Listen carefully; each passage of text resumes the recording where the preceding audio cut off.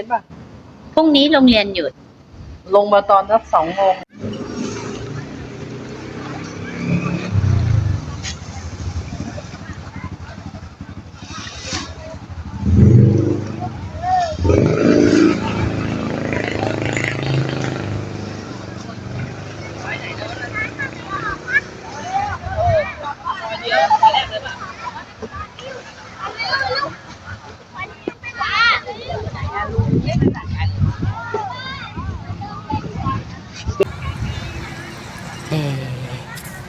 ยัมมี่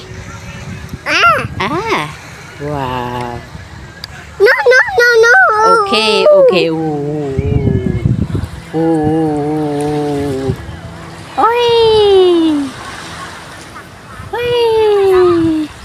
nice nice โอเค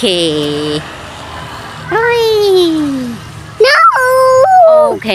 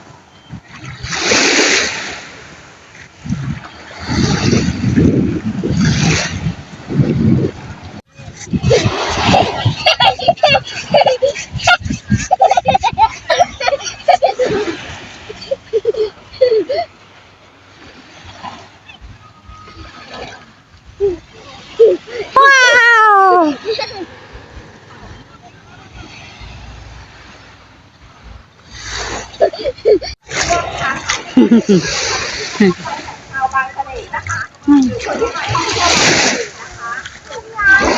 นะคะตัวไหนก็ดูสาวนะคะอย่าลืมนะคะนโยบายของเราไม่ขายฝันนะคะเป็นไปได้เป็นไปตามเป็นอย่างที่เราพูดนะคะที่เราได้เข้าไปนะคะทำงานนะคะเบอร์8 ถึง 23นะคะ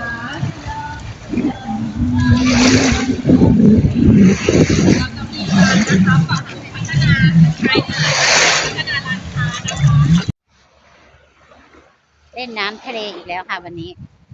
เปียกก่อนเหมือนเดิมทะเลตอน6 โมงนะคะก็จะประมาณนี้